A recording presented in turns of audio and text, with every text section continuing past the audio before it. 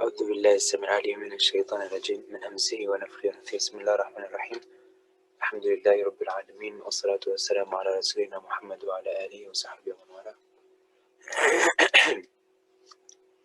السلام عليكم ورحمة الله وبركاته. We'll go ahead and do the check-ins. The check-ins are, how are you? How did you grow over the last few days and months and year and so on? And what are some tips you can give to others on growing and learning and things like that?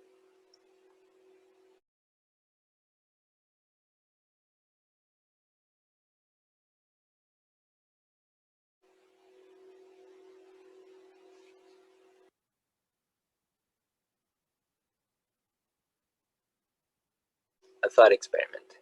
Now, last time the question was, how do our languages impact the way we perceive things? Now, I did intentionally keep that over here because we're still on the topic of communication, and I want you to remember the keyword communication. I want you to remember the word language, and I want you to remember the word mindset. Communication, language, mindset. Okay. Now, the questions today are: what does language have to do with learning? Because we're talking about learning and growth and development and so on, right? What does language have to do with learning? The question before it, how do our languages impact the way we perceive things, is connected to that, but there's also another aspect that I want to add on to this, or another layer, another aspect, let's say. So what does language have to do with learning? And what is learning, and how do we learn? What is learning? How do you define learning, and how do we learn? How does that connect with communication? And think about it broader now. How does that help us understand how to learn anything? How do languages connect with the process of learning anything? What is the similarity between language and learning? Or what is the connection or relationship between them? What is the similarity between different types of languages? What is a language? How do we define language? How do we define learning? So what's the relationship? And what is a mindset? What is a mindset? And what is motivation in this context? So motivation, mindset, right? So first thing, the things that in this case, the most important keywords I would say are communication, languages, and learning, and mindset. Motivation can be added on if you want to, but those are the main ones.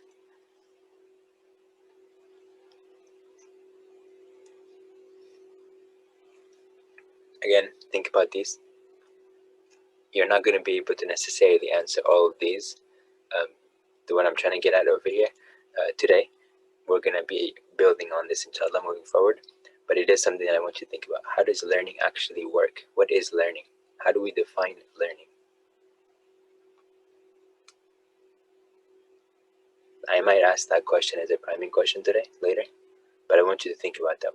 How do we define learning? What is learning? What is the definition of learning? What is the definition of learn? What is the definition of education? What is the definition of information? What is the definition of communication? Okay, remember this stuff. These are the questions you should want to, you just want to start thinking about moving forward.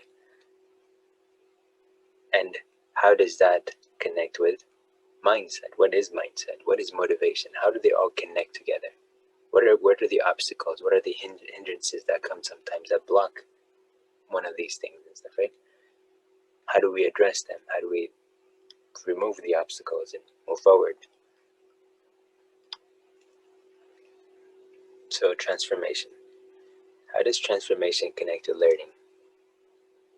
How does transformation connect with mindset? How does transformation connect with communication, with motivation, with growth and development? How are they connected?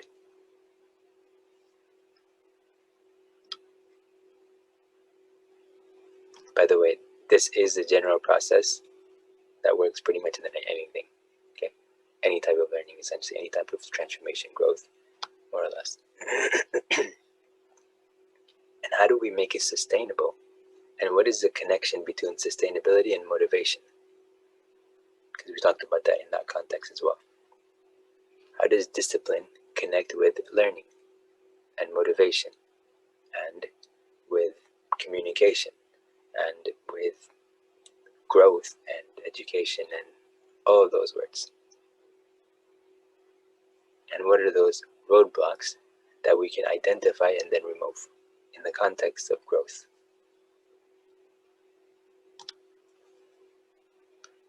And here you can look at some of these things. Notice I just tried to figure out, I just like put together case studies from, or like potential case studies from just about any aspect of your life. Right, and there's so much more that I could have put here, but I just put some random stuff. Random as in like they seem not to have any specific connection between them and stuff, right? But they're actually all connected to change, growth, development, organization, sustainability, their transformation, learning, motivation, mindset. All of them are connected in that sense. So what is similar over here and then? What is the thing that's actually connecting them together? Notice we did these case studies so that we can go through these steps with each of them. So think about these. This is very, I'm trying to get deeper, getting very theoretical in this, but it is something that's more, it has an end objective of helping you come to a point where you're so confident, you're so confident that you can learn anything essentially, and that there's a strategy in learning. All right. In the meantime, let's get started with brain games. All right, somebody pick one.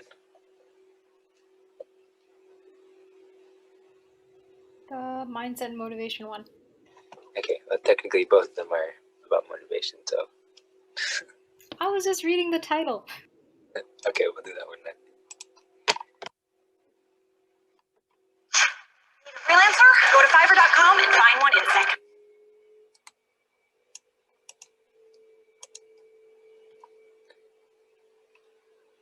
So today I'm going to talk about how our mindsets matter in virtually every facet of our lives. But I want to begin by telling a story about a group of researchers in Italy. Dr. Fabrizio Benedetti and his colleagues studied a group of patients undergoing thoracic surgery. Now, what you should know about thoracic surgery is that it's a very invasive procedure. Patients are put under anesthesia while the surgeons make major incisions into the muscles of the sides and the back in order to gain access to their heart and to their lungs. Now, about an hour after the anesthesia fades away, the pain starts to set in. Fortunately, patients are given strong doses of morphine sulfate, a powerful painkiller. This is routine treatment for thoracic surgery, but Dr. Benedetti and his colleagues made a few subtle tweaks. Half of the patients were given the dose of morphine by a doctor at their bedside. The other half was given the exact same dose of morphine, but it was administered into their IV by a pre-programmed pump. Now, you would think that both of these groups of patients would experience the same relief, but this was not the case. The group that received the morphine by the doctor reported significant reductions in their pain levels. The other group, the group who received the same exact amount of morphine but wasn't aware of it, they didn't seem to experience the same benefit. So Dr. Benedetti and his colleagues didn't stop there. They used the same procedure to test the effectiveness of other treatments for anxiety, treatments for Parkinson's disease, treatments for hypertension. And what they found was remarkable and consistent. When the patients were aware of the treatment and expected to receive the benefit, the treatment was highly effective. But when they weren't, that same drug, that same pill, and that same procedure was blunted, and in some cases, not even effective at all. So I read about these studies when I was a student at Harvard University, and at the time I was heavily immersed into the literature on the placebo effect. And the more I read, the more I started thinking about the true nature of placebos. So what is the placebo effect really? Well, most people discount the placebo effect as just some magical response to some fake pill or some faux procedure. But that's not what the placebo effect is. The placebo effect is not about the faux pill or the sugar pill or the fake procedure. What the placebo effect really is a powerful, robust, and consistent demonstration of the ability of our mindsets, in this case, the expectation to heal, to recruit healing properties in the body. So what is a mindset? A mindset is quite literally a setting of the mind. It's a lens or a frame of mind through which we view the world. We simplify the infinite number of potential interpretations at any given moment. Now, the ability to simplify our world through our mindsets is a natural part of being human. But what I want to suggest to you today is that these mindsets are not inconsequential, and instead they play a dramatic role in determining our health and our well-being. So while I was at Harvard, I had the opportunity to work with Professor Ellen Langer. She's a professor, a psychologist, and when she heard that I was also a Division I athlete, laughed at me. She said, "You know, exercise is just a placebo, right?" Now, I was kind of offended because at the time I had been spending up to 4 hours a day training my body to be in optimal shape. But she did get me thinking about mindsets and how they might matter outside of medical walls. Was I getting fitter and stronger because of the time and the energy that I was putting into my training? Or was I getting fitter and stronger because I believed that I would? What about the other extreme? What if people were getting an extraordinary amount of exercise but weren't aware of it? Would they not receive the same benefit? We decided to test this, and to test this, we found a really unique group of women, a group of 84 hotel housekeepers working in 7 different hotels across the US. So these women are on their feet all day long. They're using a variety of muscles, and they're burning an extraordinary amount of calories just doing their job. But what's interesting is that these women don't seem to view their work in this light. We asked them, we said, "Do you exercise regularly?" And 2/3 said no. So we said, okay, well, so on a scale of 0 to 10, how much exercise do you get? And 1/3 of them said 0. I get no exercise at all. So we wondered, what would happen if we could change their mindset? So we took these women, we split them into 2 groups. We measured them on a variety of things, including their weight, their blood pressure, their body fat, their satisfaction with their job. And then we took half of them and we gave them a simple 15-minute presentation.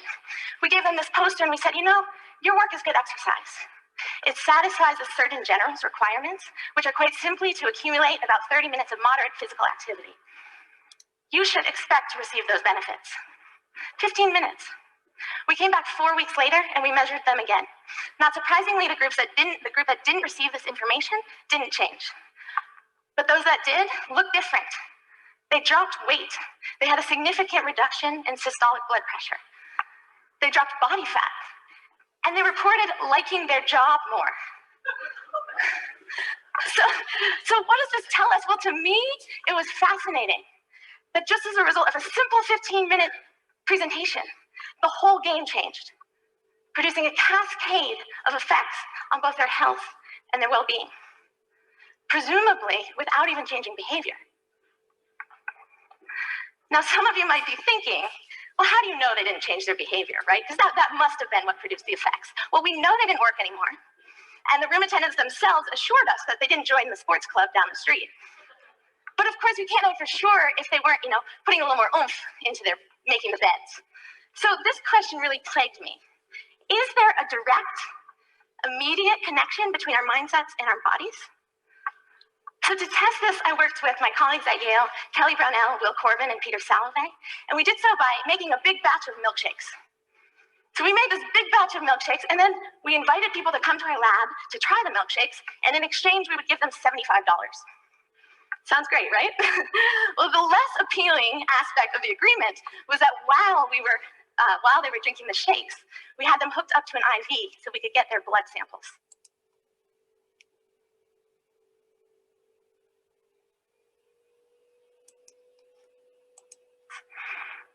We were out to measure ghrelin.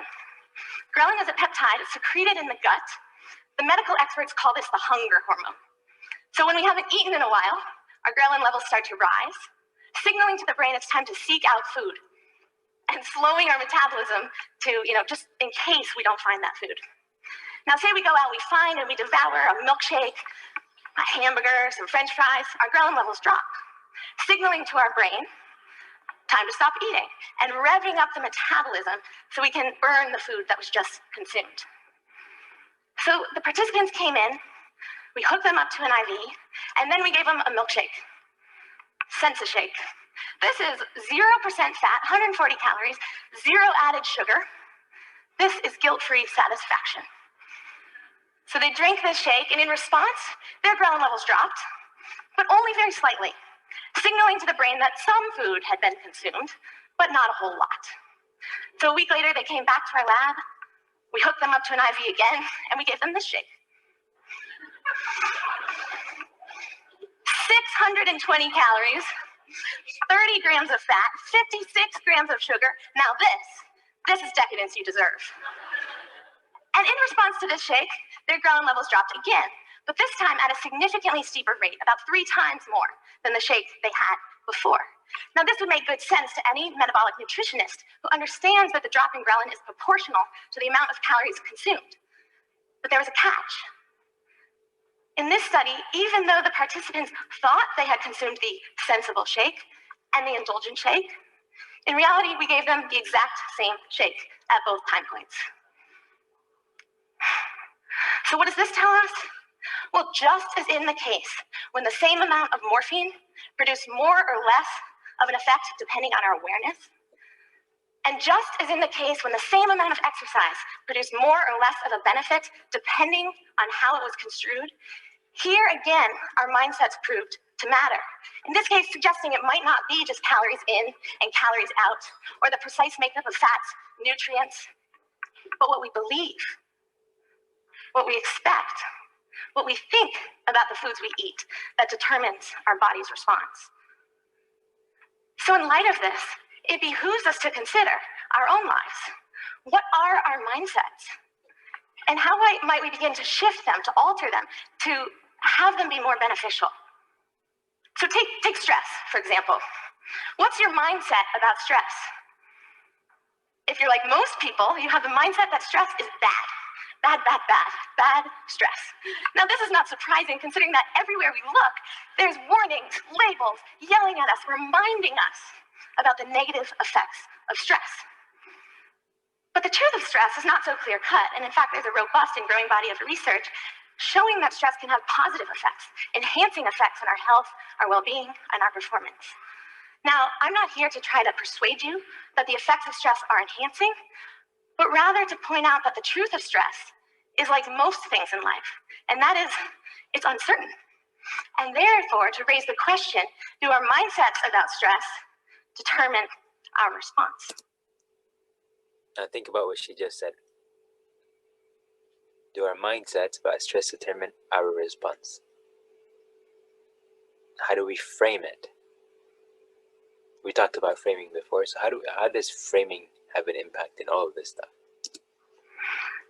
So to test this question, I worked with Sean Aker and Peter Salovey, and we worked with a group of 300 employees.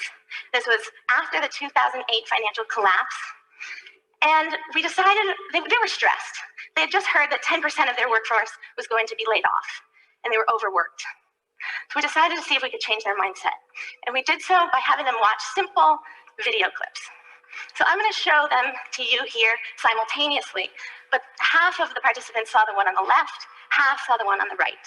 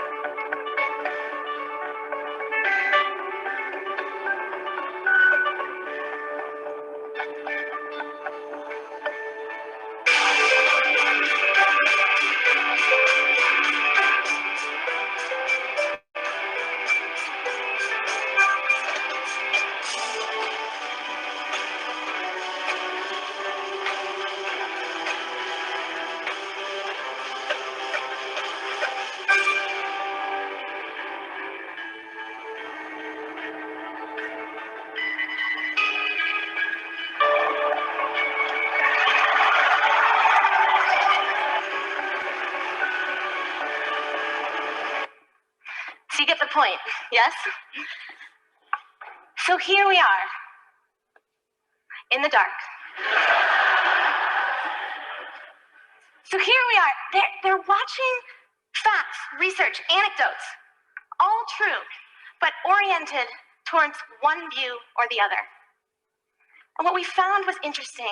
Those who watched these simple 3-minute video clips before the bell rang, before their job began, over the course of the next few weeks reported fewer negative health symptoms, fewer backaches, less muscle tension, less insomnia. And they also reported a higher level of engagement and performance at work. So at this point, I presented 4 studies that demonstrate the power of mindset in medicine, in exercise, in diet, and in stress. There are many other very talented scholars tackling this phenomena as we speak. Carol Dweck's research demonstrates us that if we can shift our mindset about intelligence and talent as something that's fixed to something that's changeable over time, it can dramatically alter our academic and professional success.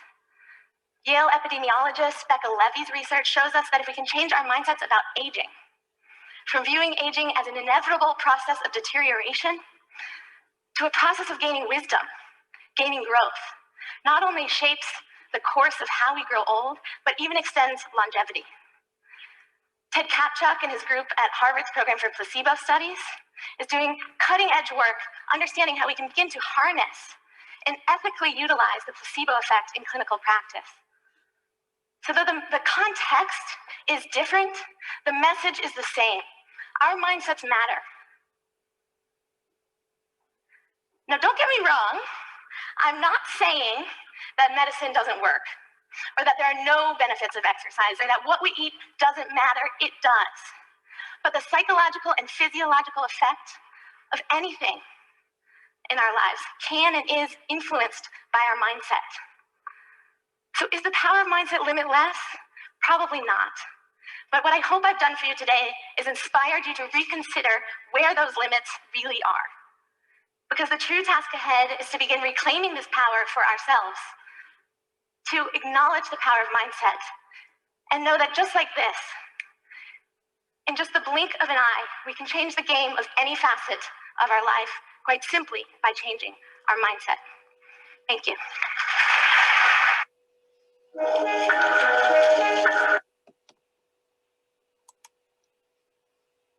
What do you think? What are your comments, thoughts, reflections?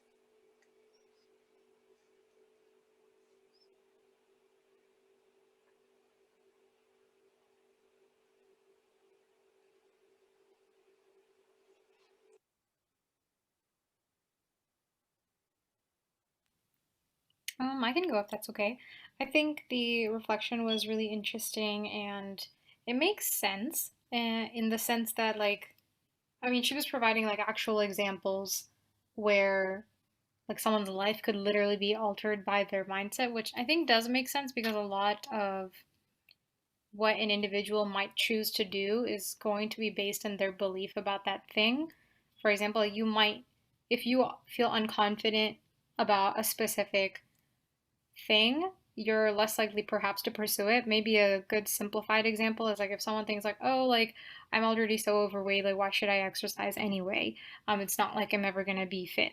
And if you take that mindset, that person, longer term might end up with even higher issues in regards to like obesity and even less motivation to even start with any kind of fitness or analyzing their health or just taking a step back to think about what their like eating, diet, and exercise habits are, and that kind of thing, because they already feel like they lost. So it's almost like you deciding for yourself that you already lost, so you don't try at all. Whereas like maybe somebody that, has faith in themselves a little bit, really believes that they can get better, they can do better, even if it's not their forte, then at least they try. It's more than doing nothing.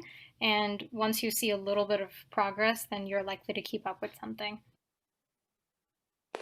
Okay, so that's more deliberate. What about the subconscious? You mentioned a lot about, how you can, how your mind, how your thoughts on something can impact something, right? And that like you might be more motivated to do something or not do something and stuff because of what you're thinking about. What about taking control of that in a way where if you're thinking something, and for example, if you're thinking that I'm doing this, I'm eating this food right here. Remember, she gave the example of the like the Sundays and stuff, right? So in this case, they had the same exact thing, but the body responded differently. So this is where it's happening without your control necessarily, except your mindset.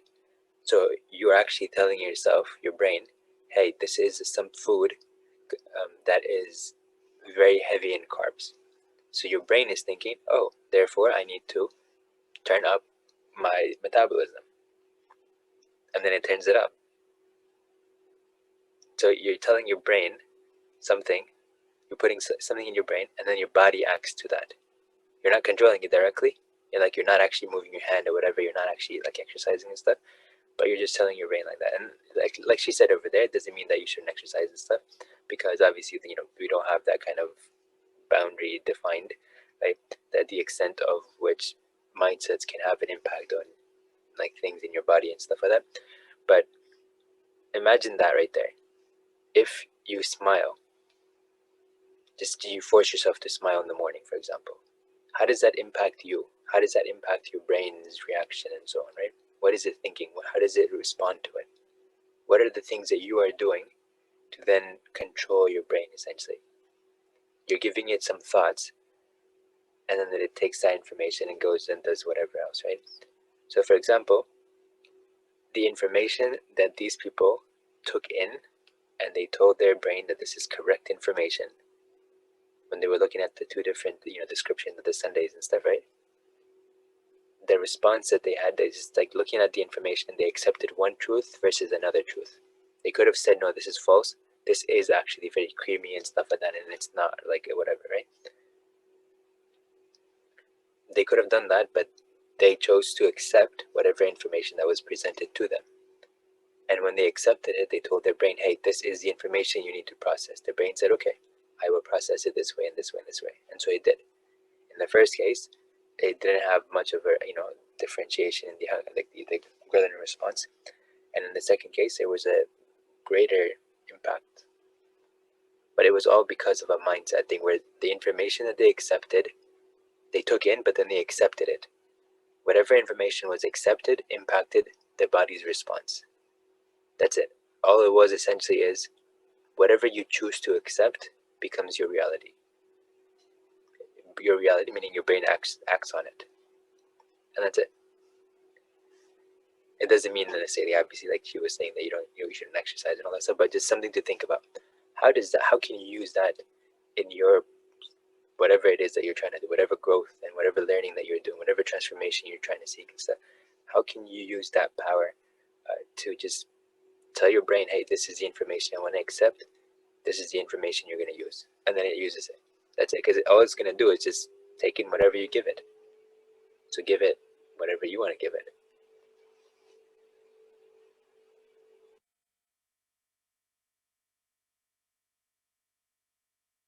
Now, of course, when I say give it whatever you want to give it, I don't mean like pretend like certain things exist or certain things that are not realistic are realistic and so on. What I'm saying over here is that there are certain things that we do that like there are certain boundaries that we set down as permanent and fixed boundaries.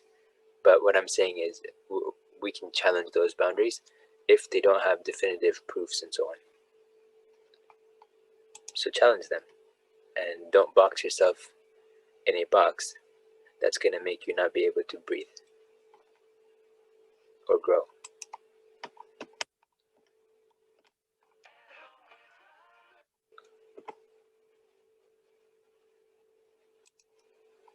The story?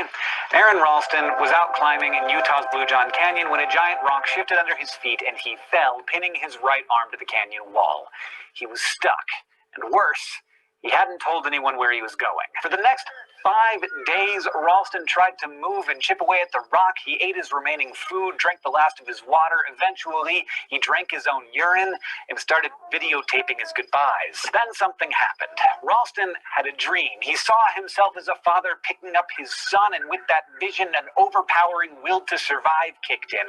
He broke his arm bones, sawed through his flesh with a dull pocket knife, and freed himself. Ralston harnessed some of our most powerful psychological forces: hunger, thirst, desire to be part of a family, need to return to the human community. They ignited his tenacity, which allowed him to do an incredible thing. He harnessed the power of motivation, obviously in a big, big way.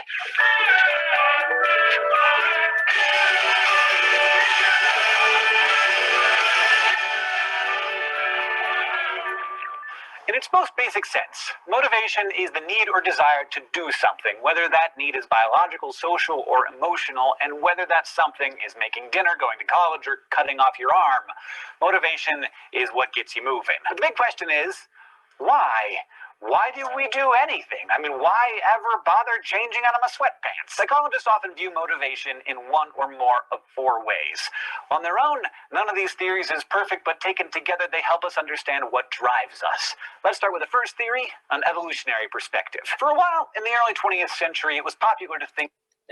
Notice the definition of theory. I think we mentioned that in one of the earlier presentations, and we differentiated between a few different terms, but theory is something that is a hypothesis that's been tested, and it has been thus far not really proven wrong, right? So just because it's not been proven wrong doesn't necessarily mean it's true in every case, but it seems that in the studies that they might have done or in the tests that they might have run, that it has thus far seemed to have explained whatever it is that they're trying to explain. The hypothesis seemed to have worked and stuff, so it becomes a theory in that sense. Think of all behaviors as instincts or innate drives to act a certain way. But this so-called instinct theory was misguided, in part because the presence of a tendency doesn't always mean it's supposed to be there. Like, we can imagine why a bunch of people might start rioting at a heated soccer match, but to say that they're supposed to, a little short-sighted. Evolution is a far more complex, chaotic, and interesting process than that. Plenty of behaviors could just be accidents of evolution. Late paleontologist Stephen Jay Gould called these accidents spandrels, or traits that rather than being adaptive, just stuck around as byproducts of other processes. Today, we define instincts as complex, unlearned behaviors that have a fixed pattern throughout a species. For example, dogs instinctively shake their fur when wet, salmon return to the stream in which they hatched, and human babies know how to suckle just minutes after being born. Now, the scholars in Islam have defined there's different kinds of instincts, and one of them is wahi. Wahi, one of the definitions you could say is instinct. Now, it's not the only definition, obviously, because wahi has different types, and one of them is Allah subhanahu wa ta'ala, for example, giving like a prophet, some sort of dream or some sort of, something that's going to help them understand something, whatever, right? There's also this thing where, in Islam specifically, we have this thing where the wahi of the Prophet ﷺ in a dream is true, like we take it as opposed to anybody else, right? So the Prophet ﷺ, whatever he sees in a dream, then that becomes something that we accept. And then when it comes to wahi, it could also be through somebody else, like Jibreel alayhi salam coming down and so on, right? Another kind of wahi, and then this kind of instinct, they have two different classifications or categories. One of them is the instinct that is for human beings, and then there's another instinct that is for animals. The type of instinct that we have for humans is like the story of Musa alayhi salam's mother. When she had this instinct, Allah subhanahu wa ta'ala inspired her in this way as an instinct to go ahead and put Musa alayhi salam into the river and so on, right? Into something that's going to be, that she put into the river and so on. And then the honeybees, for example, being able to make those perfect hexagons with just like stick, like, their hands are just like rods and stuff, right? Like being able to make perfect stuff like that is something very fascinating. Ibn al-Qayyim, about 700 years ago or so, wrote about this, and he mentioned about how it was as if they had studied, they've studied certain aspects of Euclidean geometry, and that allowed them to be able to know, like, that they needed to pick a hexagon instead of like a square or something else. But it also that they were able to perfectly make the hexagon in a certain way that it was the best way in terms of maximizing like volume and so on. So they, this is something that that this is something that the bees have automatically, instinctively, right? If you have a cat, you'll see that the cats like to sort of like sometimes go into like closed spaces and stuff, and then if you're playing with them, they jump and attack it and stuff like that. This is instinct. They might not even have had their parents teaching them anything. They just, you just take a cat from when it's like a week old or whatever and stuff, or even when it's born, and you just put it in a different setting, and it just grows like that. So it has these natural tendencies and stuff like that. So there's there's instinct for animals, and there's instinct for human beings. That's a type of wahi from Allah subhanahu wa ta'ala, and this is the one that Allah subhanahu wa ta'ala mentions for the honeybee, that Allah subhanahu wa ta'ala inspired it to go into different different places and take from like different like flowers and plants and stuff like that and so on. So Allah subhanahu wa ta'ala inspired the bee to do that. So when Allah subhanahu wa ta'ala uses the word wahi in this case, it comes with the connotation of instinct in this particular context when it's referring to animals and so on like that. And then when it comes to human beings, it has different types and so on. So just something to keep in mind over here, the instinct aspect that he was talking about. The scholars have already discussed a lot of details, the Muslim scholars. So just keep that in mind. These are true genetically predisposed instincts that do not require learning. But today we understand that while certain tendencies may be genetic, individual experience plays a major role in behavior and motivation as well. So another theory of motivation suggests that a psychological need or drive simply compels us to reduce that need.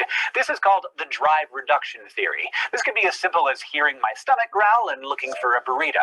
My need is food, my drive is hunger, my drive reduction behavior is burrito. Drive reduction is all about maintaining your body's homeostasis, the balance of its physiological systems. As much as we're pushed to reduce our drives, we're also pulled along by incentives, the positive or negative stimuli that either entice or repel us. The mouth-watering smell of that burrito pulls me toward it just as much as my hunger pushes me there. However, we're also clearly more complicated than our homeostatic systems, and drive reduction theory may oversimplify a lot of our behavior.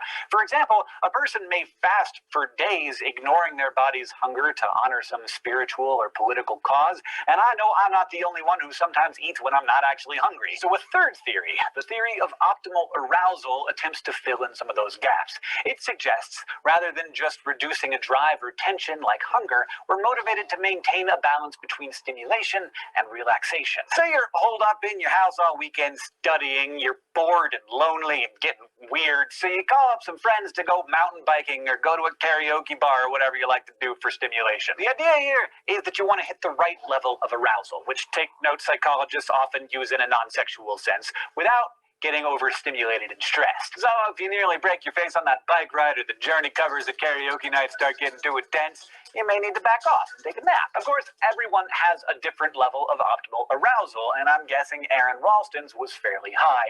Adrenaline junkies may jump out of planes to hit their ideal level, whereas others might be satiated by an engaging book or a new knitting pattern. No matter which, the optimal arousal theory suggests that we're motivated to avoid both boredom and stress. And obviously, not all needs are created equally. If I'm suffocating and can't catch a breath, I'm not going to be thinking about eating that burrito, and if I'm about to be ravaged by lions, I'm not going to be worrying about my next paycheck. American psychologist Abraham Maslow illustrated this shuffling of priorities in the mid-1900s with his famous hierarchy of needs. Down at the bottom of the pyramid, you'll find our most basic physiological needs for food, water, air, and moderate temperatures. The next rung up speaks to our need for safety, then comes love and belonging, followed by esteem or respect, and finally, once all those needs have been met, we have the relative luxury of being motivated by self-actualization and spiritual growth and yoga retreats and stuff. Of course, there are problems with Maslow's vision. Empirical research hasn't really supported his hierarchy. We tend to skip around on that pyramid all the time, and the importance of those higher level needs may vary depending on our culture and finances and personalities. But still, everyone is restricted by the lowest levels of the pyramid, so regardless of theories about why we have them, most schools of psychological thought agree that we are driven by at least three big motivators: sex, hunger, and the need to belong. We'll do a whole lesson later on all sorts of sex-related stuff, including how it motivates us. There's a lot there. For now, let's just say that sexual motivation is how we promote the survival of our species through recreation and or procreation, both of which help human communities bond and expand. Without it, none of us would be here today.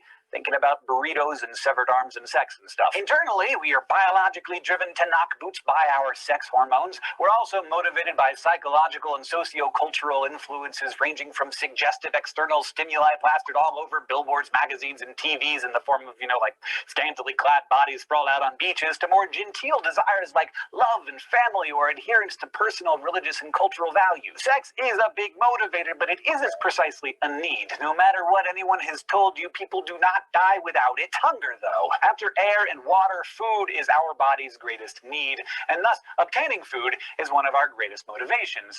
Hunger may seem pretty simple: eat food, stay alive, but physiologically and psychologically there is a lot going on, and like so many things, it starts in the brain. The sensation of hunger usually begins with a drop in your blood sugar level. Glucose is our body's primary source of energy, and while you might not initially feel a drop, your brain will. Your hypothalamus monitors your blood chemistry and responds to both high levels of the hunger hormone ghrelin and low levels of glucose by triggering that feeling of hunger, reminding you to eat something. I am in fact experiencing it right now. Once you've eaten that burrito, your metabolism takes over, converting that food into energy. But while our physiological need for calories varies depending on our body size and composition, your gender, and your age, our hunger is also shaped by our psychology, culture, and mood.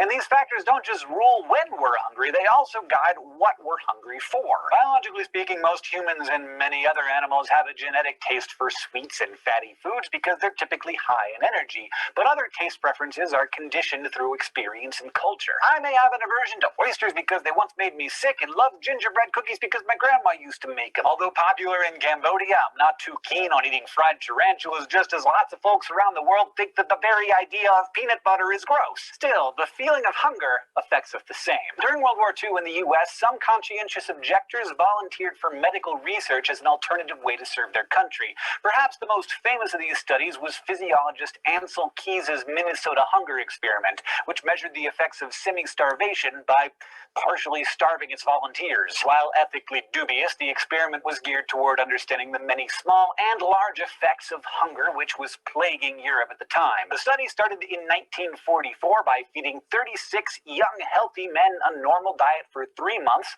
then halving their caloric intake for 6 months, then slowly rehabilitating them to normal weight during the last 3 months. They ate mostly wartime foods like root vegetables, bread, and pastas, and were required to walk 22 miles and participate in various work and educational activities for 40 hours each week.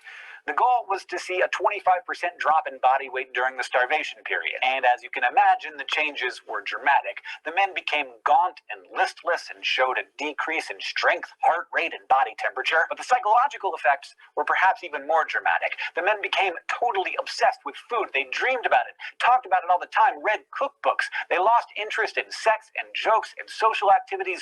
They were irritable, anxious, and depressed. In the end, they were all rehabilitated, but the study gave us some understanding of the devastating psychological effects of starvation. It also showed us something of the social effects as men withdrew from one another and isolated themselves. As one fundamental need was frustrated, these men experienced the decline of another, the need to belong. Humans are social animals. Evolutionarily speaking, it's fair to say that social bonding has helped us survive. It's a tough world out there, and we've got a lot better shot at thriving if we're sharing resources and responsibilities, protecting and supporting each other in groups. That isn't to say you need to be joined at the hip with everyone. Our social needs have to be balanced with our autonomy, our sense of personal control, so we feel both connected and independent. But sometimes we're denied that sense of belonging. We've all experienced the pain of being ignored or rejected at some point in our lives. It's worse than the evidence for this is abundant. One recent study suggested that teenagers who had a sense of belonging to their community had better health and emotional outcomes than those who didn't feel like they belonged. Cultures all over the world use ostracism or social exclusion as a type of punishment. Whether it's kids in timeout, adults in exile, or prisoners in solitary confinement, separation feels like a punch in the gut. Never underestimate the power behind what motivates us. The need to survive, the need to belong. If you can harness that motivation, you can do just about anything.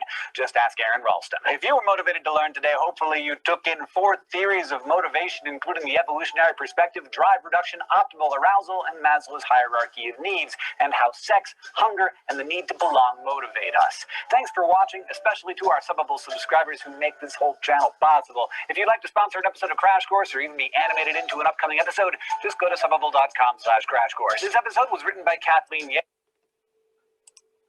All right. Thoughts on that one? And any thoughts on this?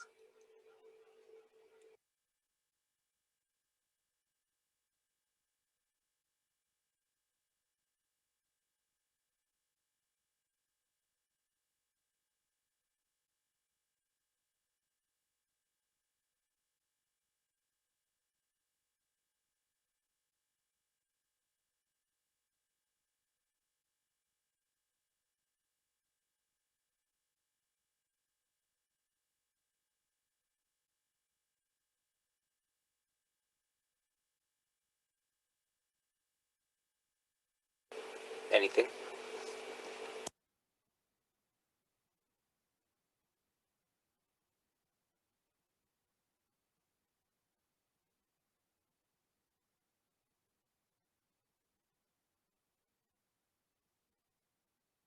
Okay, I can reflect on the question in regards to like what is learning and how do we learn. I think a lot of how people learn initially does start at home and wherever you reside and grow up. Some of those initial habits are built really young, I think, because you take in the world that you can perceive at its most basic level, like as a kid, and you generally speaking would consider what you see on a regular basis to the point of being completely desensitized to it as normal, even if it's not quote unquote normal outside. And I think language is both verbal and nonverbal, and uh, language in and of itself is a means of communication. And there's multiple kinds of languages that are spoken, written, body language, and you can also get. So I think the point of any kind of language, be it if we're being super abstract, if we're being very literal, all have the consequence of communicating an idea, or the purpose is to communicate an idea and convey it between if we're talking about human beings, then between at one and one or more people. Okay, so language is defined as a means of communication, you're saying? I believe so, yes. Okay, so then what would fall under language?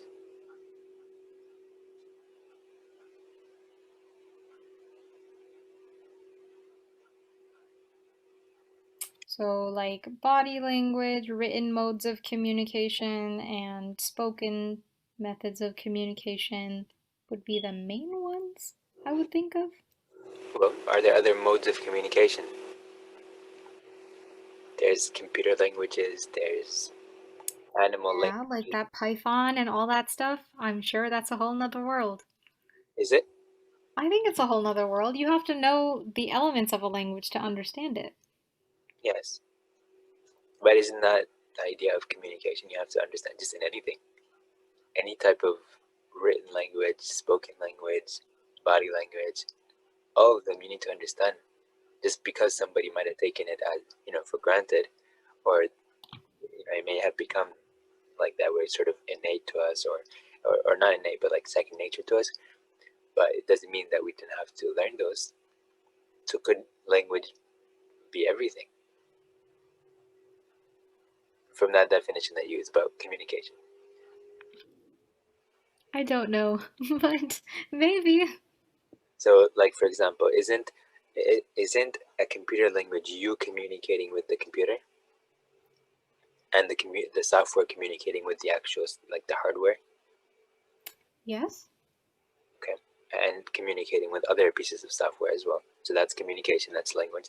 That's why they call them like languages, right? Computer languages. Mm-hmm. Okay, what else could be languages then?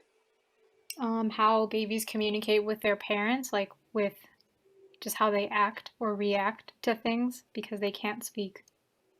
Yeah, what else could be languages?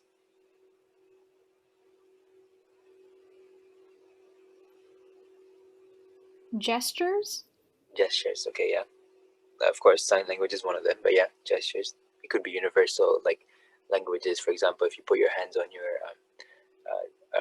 neck, it might be a sign, like universally, that you're choking, right? Okay, so that's another type of communication, or that's another language. Yes. What else? Eye contact or lack thereof, depending on the culture. Okay. Different interpretations of the same gestures, essentially. Okay. What else could be language?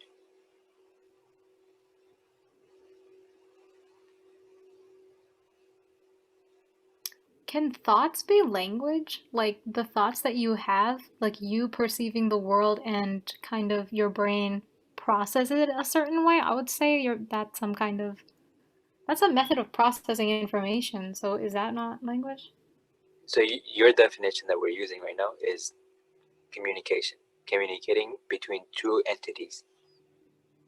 If you're going to say that your thought is communicating with, like your thoughts are communicating with other thoughts, then yeah, that's what, that's what's happening in the more like a nuanced or like the smaller level where your neurons, for example, might be communicating with one another in some way, right? So in that case, yeah. And brain and reflexes can react, or brain and reflexes can be like have a language with the rest of your body before you like consciously perceive something. And like the stereotypical example is when you touch a hot stove, you immediately pull your hand back before you even realize you just burned your hand. Yeah, so that's your brain communicating to like with your um, with your arm or your hand, and your hand communicating back with the brain and so on. So the back and forth communication there. Yeah, that's the the sending of signals, uh, and of course we know from like how the body works and stuff that your brain, or there's going to be when you touch that hot thing, there's going to be a signal that goes back to your brain, and then the brain sends a signal back on how to respond to that thing. So yeah, that's active communication happening, and that's what they're trying to replicate when it comes to helping people that are paralyzed, for example, right? Yeah. What else could be language? Methods of worship, which can vary. Okay, so communicating with deities, for example, or whatever else. Yeah. What else? Gift giving, like I feel like that's a pretty universal thing. Like giving someone something demonstrates an idea without you saying something. Yeah, that's another communication. Yeah. What else?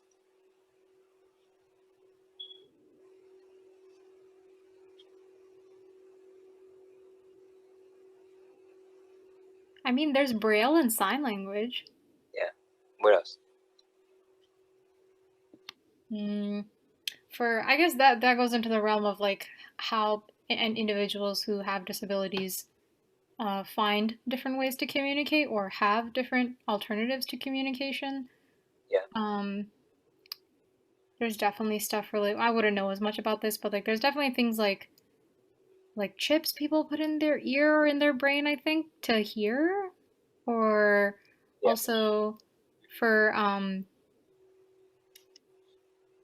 gosh, there was like a time period in like the early 2000s when there was always advertisements of people who were historic smokers and they like completely ruined their voice box and they could speak through this machine that they would put on their esophagus on the outside.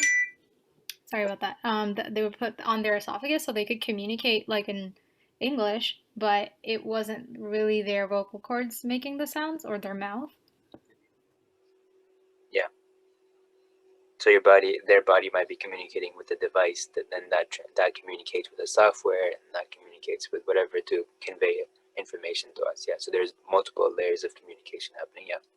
What else could be communication? How about exercise? Can exercise be communication? I think so. Yeah, because you're pretty much telling indirectly even, but you're telling the body what to do, right? And like by putting, for example, certain stresses on your body, you're communicating to your body essentially what you wanted to do in return. Now you might not think about it, but that's what like people need to learn. For example, trainers, they need to understand how this communication works, so they can tell you, okay, do this, and your body is going to respond like that. But with themselves, they have to learn how the body actually works and how this communication takes place, so that they can teach other people. So they have to know, for example, if a person does this, this is what's going to happen in the body is going to respond like this, and so on, right? So then that's the kind of stuff that they need to know to teach other people. What else is language?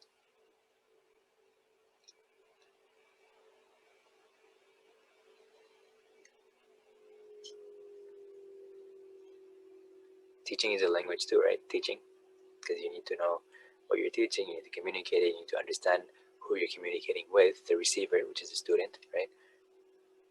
What else?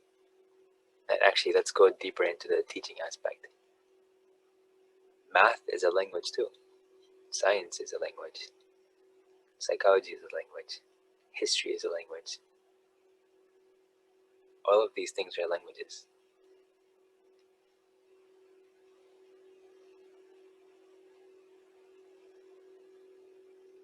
Do you see that? Yeah. So how is math a language?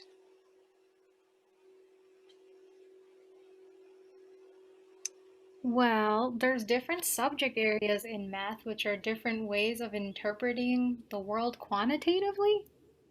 Okay, Like right? algebra has its own thing, and then calculus has its own thing, geometry has its own thing. There's like rules, and those rules are uh, replicable.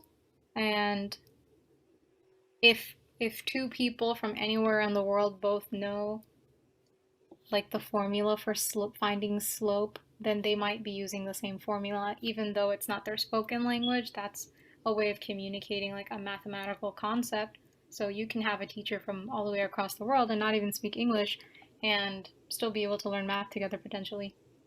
Yeah, yeah. So you can have a different mode of communication other than English or whatever. It could be math. Math could be your mode of communication. Yeah, codes also work the same way, right?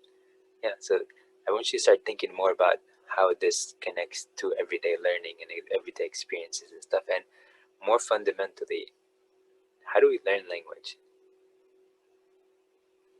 Remember, we need to understand what learning means, but how do we understand, or how do we learn language? If we can understand how we learn languages, then we can understand how we can learn anything. Because if everything is a language, and the definition that communicates just communication between two entities, then you can learn anything. It's just a matter of learning a new language and practicing it. That's it. So what is it that you cannot learn then? Would there be anything that you can't learn? If you can learn pretty much, like all it is just learning a new language so you can communicate with that entity, whatever that entity is, then there you go. Training animals is the same thing, right? Just trying to communicate with them. So think about the power of this right here, what we just talked about. Think about that as we get into the next session, inshallah, and we'll go from there. And just something to like just really reflect on. How does that change your perspective about the entire world, essentially? How does that suddenly provide relief in your life? Just everything just suddenly makes sense. Like, oh, okay, well, that's really simple. How does life become simplified understanding this concept? And you can also think back about when we talked about success and what that means and who defines it and what does an expert mean and how do we define that and so on. So this is going to break probably a lot of old notions that people have had and still have. But it is a very powerful, concept. So think about it. If you have more thoughts and comments and reflections, go ahead and share, inshallah. By the way, going back to one thing really quick, how is trauma communication? Where does communication lie in trauma? It's a learned experience, so which could be once or it could be multiple times, but it's an experience your body and your mind remembers. So if you encounter something with similar cues, or I guess triggers might be the word, then you might like physically, emotionally, or like mentally kind of react in the same way that you did in the initial situation of trauma. Yeah, so this is the mode of communication. Initially, your brain is communicated with, or something happens, and then that is sort of a learning process for your brain. So there's some communication happening. that this environment, this context, or whatever is not good, or this aspect of this this context is not good, or whatever. And then the brain has a resulting change, right? Whatever whatever happens in the brain in terms of whether like a certain area of the brain grows and stuff, or as there's new neural networks that are developed and stuff because of that particular interaction or experience or whatever. And that is the communication that over time gets some practice, so the brain becomes an expert at it. Because remember, there's like practice going on like through multiple exposures and so on. Well, if it's a trauma that's like one-time thing, then again there is something that happened over there, some communication, something happened over there that taught the brain a certain thing or made the brain react in a certain way and so on. So if we understand this, then how does that help us impact pretty much anybody around us in a positive way, of course, and to help people that are going through whatever negative situations they might be experiencing or have experienced, and as a result have become a certain person, for example. So think about that. How can we help ourselves? Because if that's just learning, then how do we have the brain learn something different, or how do we account for the learning currently and just reframe it, same thing but looking at it differently? And how does mindset impact that? Because remember the video they showed about stress being good and stress being bad, and the impact in that study was very clear that the mindset, the positive mindset, has a certain end consequences on how you actually look at things, the framing, and the negative framing of the same exact thing has a different experience for you. So in the context of looking at people that are going through a lot of stress, or they're going through depression and anxiety and stuff, right? How can reframing help them? How does mindset impact them? And how does that act as potentially a self-fulfilling prophecy, like in the context of the placebo studies that she was talking about in the video, right? All things to consider.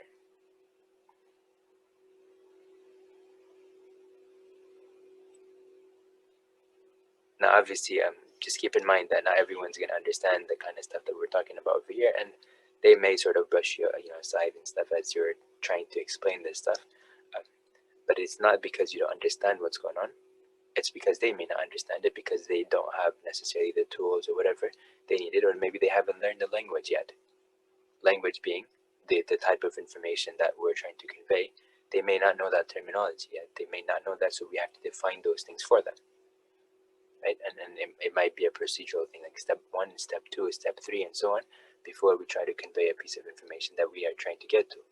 Like, it took us all these sessions to get to this discussion over here. Well, we started instead, just kind of exposing you to the ideas of, various ideas and stuff, and kind of building up from there. So, keeping this in mind, how can we use all the stuff we just discussed to help people not be in depression and anxiety and stress and negative mental health conditions and so on?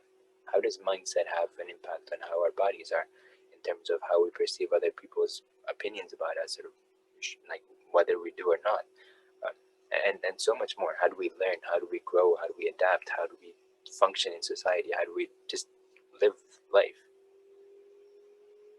So lots of things to think about. I hope this has been inspirational in the sense that it has opened up new concepts in your mind that you're going to try to explore, inshallah, and that it's also exciting because you're able to then, inshallah, moving forward, have strategies in place so that you don't fall into traps of that would lead to anxiety and stress and depression and stuff in a negative way.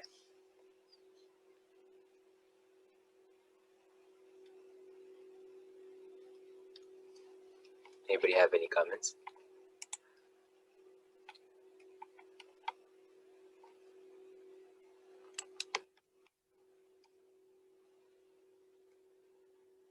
Okay, so I'll go ahead and end it over here, inshallah.